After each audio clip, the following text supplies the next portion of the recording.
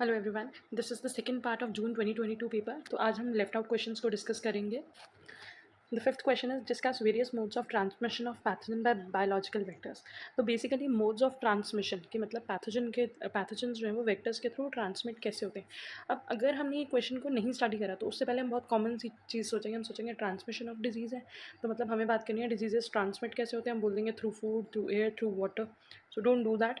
Basically यहाँ पे transmission के 4 तरीके होते हैं: propagative method, cyclopropagative transmission, cyclo developmental transmission and vertical and direct transmission. तो प्रोपगेटिव ट्रांसमिशन की बात करें तो propagative transmission occurs when the organism और pathogen ingested with the blood meal undergoes multiplication in the body of the arthropod. इसका मतलब क्या है कि अगर मस्कीटो की बॉडी में, सपोज मस्कीटो है, मस्कीटो ने किसी ह्यूमन को बाइट करा। बाइट क्यों करा? ब्लड मील के लिए, उसका ब्लड सक करने के लिए। तो जब उसने वो ब्लड मील ली, मे भी मान लो वो जो पर्सन था वो ऑलरेडी इन्फेक्टेड था, ठीक है, उसको मलेरिया डेंगू कोई भी प्रॉब्लम थी वो पहले से थी। अब क्या होगा, ये जो पैथोजन है वो मस्कीटो की बॉडी के अंदर एंटर हो गया। तो अब जब ये पैथोजन मस्कीटो के अंदर एंटर हो गया तो उसकी बॉडी में क्या करेगा, it undergoes multiplication in the body of the arthropod. मतलब वहाँ पे इसकी कॉपीज़ बनेंगी, ये रेप्लिकेट करेगा, ये मल्टीप्लाई करेगा। For example, replicate extensively in various tissues of mosquitoes and are transmitted to new host in the salivary fluid of the mosquito when it takes a blood meal। तो फिर क्या होगा, अब वो मस्कीटो की बॉडीज़ में वो जो वायरस था उसने अपनी बहुत सारी कॉपीज़ बना ली। अब मस्कीटो जब किसी नेक्स्ट ह्यूमन को या किसी नेक्स्ट एनिमल को बाइट करेगा ब्लड मील के लिए, तो अगेन अब मस्कीटो की बॉडी से उस पर्सन की बॉडी में ये जो पैथोजन है वो इंजेक्ट हो जाएंगे। The agent undergoes no cyclic changes but simply grows and multiply. तो वो जो पैथोजन है उसमें कोई साइक्लिक चेंजेस नहीं आ रहे, लेकिन वो क्या कर रहा है, सिर्फ ग्रो कर रहा है और मल्टीप्लाई कर रहा है। इसके एग्जाम्पल है plague bacilli in rat flea. Next is cyclopropagative transmission. In this type of transmission, the pathogen undergoes a developmental cycle as well as the multiplication. तो मतलब कि यहाँ पे मल्टीप्लिकेशन तो हो ही रही है, मतलब कि उसकी बहुत सारी कॉपीज़ बन रही हैं, वो रिप्रोड्यूस कर रहा है, तो मल्टीप्लिकेशन तो हो रही है, मतलब सेल डिविजन तो हो रही है, प्लस साथ के साथ उसकी डेवलपमेंट भी हो रही है। मतलब डेवलपमेंट में वो एक स्टेज से दूसरी स्टेज में उसकी मॉर्फोलॉजिकल डेवलपमेंट भी हो रही है। किसकी मॉर्फोलॉजिकल डेवलपमेंट हो रही है? पैथोजन की, ठीक है, जो वायरस है या जो प्रोटोजो है उसकी। इसका बहुत इंपॉर्टेंट एग्जांपल है मलेरिया। मलेरिया में क्या होता है, एक सिंगल जाइगोट जो होता है उससे मोर देन 2 लाख स्पोरोजॉइड्स बनते हैं, ठीक है, और स्पोरोजॉइड्स फर्दर इन्फेक्ट करते हैं आरबीसीज को, और मतलब जब वो ह्यूमन के अंदर एंटर करते हैं तो आरबीसीज को इन्फेक्ट करके मलेरिया कॉज करते हैं। तो बेसिकली क्या होगा यहाँ पे, जाइगोट से वो किस में चेंज हो रहा है, स्पोरोजोइड स्टेज में। तो मतलब डेवलपमेंटल चेंज भी हो रहा है और मल्टीप्लिकेशन भी हो रही है, मीन्स नंबर में चेंज भी हो रहा है। नेक्स्ट है cyclo developmental transmission. Cyclo developmental transmission में क्या होगा, the pathogen undergoes developmental changes from one stage to another but does not multiply. अब यहाँ पे मल्टीप्लिकेशन नहीं हो रही, सिर्फ क्या हो रहा है, डेवलपमेंटल चेंजेस हो रहे हैं। अगर हम फर्स्ट वाले में देखें तो फर्स्ट वाले में सिर्फ क्या हो रहा था, मल्टीप्लिकेशन। सेकेंड वाले में क्या हो रहा है, मल्टीप्लिकेशन भी हो रही है प्लस डेवलपमेंटल चेंजेस भी हो रहे हैं। थर्ड वाला साइक्लो डेवलपमेंटल में नाम ही डेवलपमेंटल है, तो यहाँ पे क्या हो रहा है, यहाँ पे सिर्फ डेवलपमेंटल चेंजेस हो रहे हैं from one stage to another. For example in filaria, a single microfilaria ingested by mosquito culex may result in only one-third stage of infective larva. Essentially, however, the number of infective larva is significantly lower than the number of microfilaria ingested with the blood. इसमें वो कह रहे हैं कि जितने भी microfilaria ingest होते हैं ड्यूरिंग ब्लड मील, मतलब क्यूलेक्स मॉस्किटो जब ब्लड मील लेता है तो उस टाइम पे वो जितने भी लार्वास को इंजेस्ट कर रहे हैं उसमें से सिर्फ 1/3 है जो इन्फेक्टिव स्टेज में रीच कर रहे हैं, मतलब 1/3 ही इन्फेक्टिव लार्वा बन रहे हैं। क्यों? क्योंकि यहाँ पे सिर्फ डेवलपमेंटल चेंजेस पे फोकस हो रहा है, मल्टीप्लाई नहीं हो रहे। तो इसीलिए जितने उसने माइक्रोफाइलेरिया इंजेस्ट करे थे उससे बहुत कम माइक्रोफाइलेरिया ही हैं जो इन्फेक्टिव स्टेज तक पहुँचते हैं और जो डिजीज़ फर्दर कॉज करने में साइकिल को कंटिन्यू करते हैं, ठीक है। ये डायग्राम मलेरिया वाले एग्जाम्पल का है, which was the previous one, cyclopropagative transmission.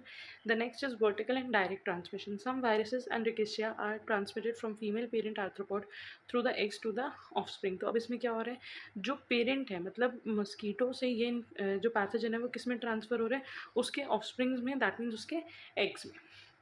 If the pathogen actually infects the developing egg, this is termed as transovarial transmission। तो मतलब कि अगर वो पैथोजन जो है वो एग को इन्फेक्ट करता है तो उसको बोलेंगे TOT, that means transovarial transmission. और vertical transmission, vertical transmission is the spread of pathogen from parent to the offspring. The developing ovum is infected and ovum means egg, so the egg is infected and the agent present in the interior of the egg.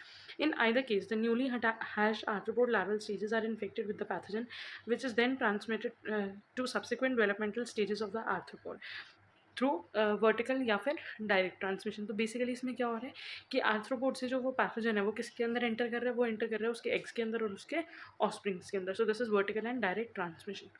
The next question, explain morphological characters of any two important insect orders, medically important insect orders। तो हमने पढ़े थे there are 4 medically important insect orders और हमने उसकी morphology पढ़ ली थी। Next है describe the identifying features of the bed bug. Bed bugs की जो बॉडी होती है वो डॉर्सो वेंट्रली फ्लैटेंड होती है, ये बहुत स्मॉल होते हैं, that is they are nearly 5 mm long and 3 mm broad, chestnut brown और pale yellow in colour. After the insect has taken a blood meal the colour changes to red. तो पहले ये येलोइश होते हैं, बाद में रेड हो जाते हैं। The small broad head is closely surrounded by prothorax and appears if sunk in the thorax. It bears a pair of compound eyes, two short 4 segmented antennae and piercing and sucking mouth parts present on the ventral side of the head. Proboscis, जिसको हम rostrum भी बोलते हैं, lies beneath the thorax. thorax के नीचे होता है, basically mouth type region होता है। thorax is 3 segmented, prothorax, mesothorax and metathorax. prothorax large होता है और semilunar होता है शेप में। metathorax जो होता है वो inconspicuous होता है, मतलब कि hidden होता है, वो clearly defined नहीं है, इतना fused है कि हमें properly नज़र नहीं आता। Forewings in the form of hemelytra are present on either side of the dorsal surface of the metathorax. Metathorax के नीचे ही हमें क्या मिल रहे हैं, forewings मिल रहे हैं। Hindwings are absent. These parasitic bugs are thus unable to fly. Bed bugs जो होते हैं वो fly नहीं करते। There are 3 pairs of clawed legs. Tarsi are 3 segmented. Although the bug cannot fly, they can run rapidly, especially during a warm summer months. तो उनकी clawed legs होती है जो उनको running में help करती है। Abdomen has 9 to 10 segments. Sexual organs are present on the last 3 segments. तो एब्डोमेन के नियरली 10 सेगमेंट्स है और 10 में से लास्ट के 3 सेगमेंट्स पे उनके जेनिटल्स प्रेजेंट है। द इरेजियस, the male copulatory organ is present on the left side of the 8th segment in case of males. The last segment of the abdomen bears some hairs which is extremely small and inconspicuous.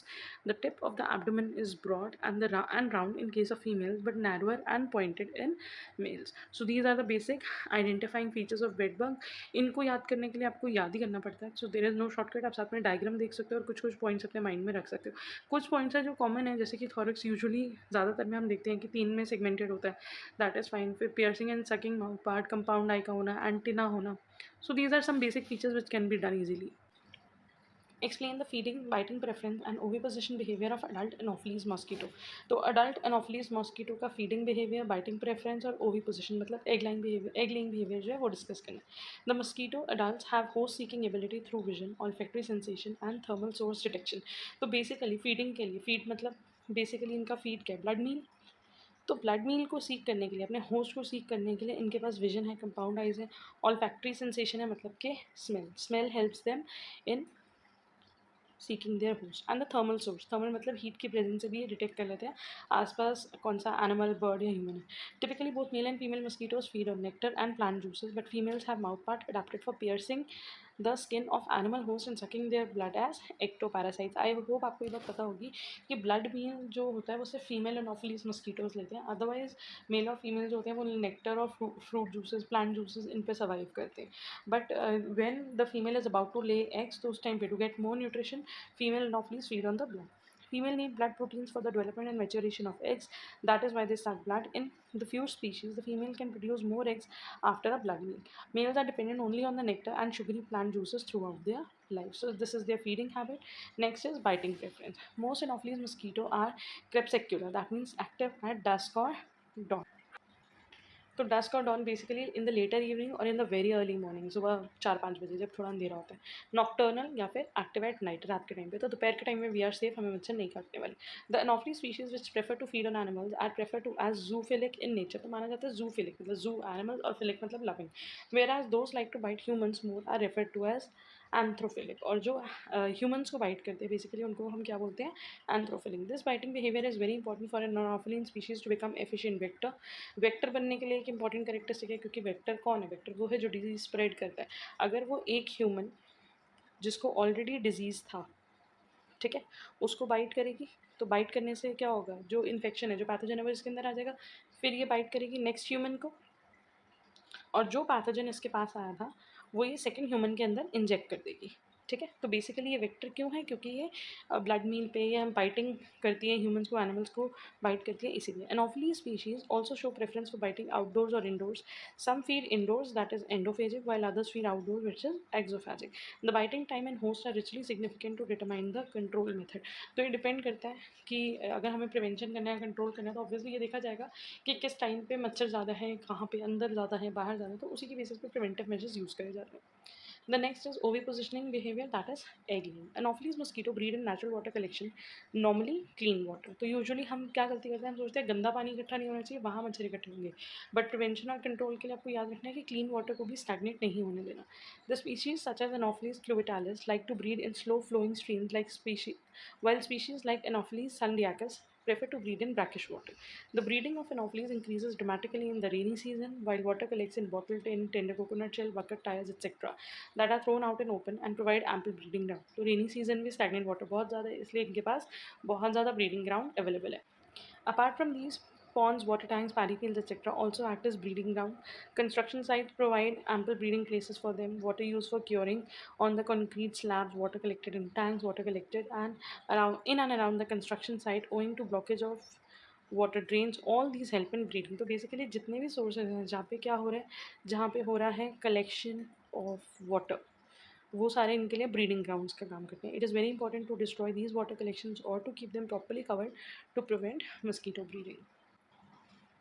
The next question is why insects are so successful in this planet. ये video हम already कर चुके हैं कि insects इतने successful क्यों हैं, क्या रीजंस है कि उनकी पॉपुलेशन, उनका नंबर इतना ज़्यादा है, उनकी स्पीशीज़ जो हैं वो प्लांट और एनिमल्स को भी आउट नंबर करते हैं. तो इतने ज़्यादा स्पीशीज़ होने के लिए इनके पास क्या क्या ऐसे फीचर्स हैं जिसकी वजह से they are so successful. So the link is given in the description.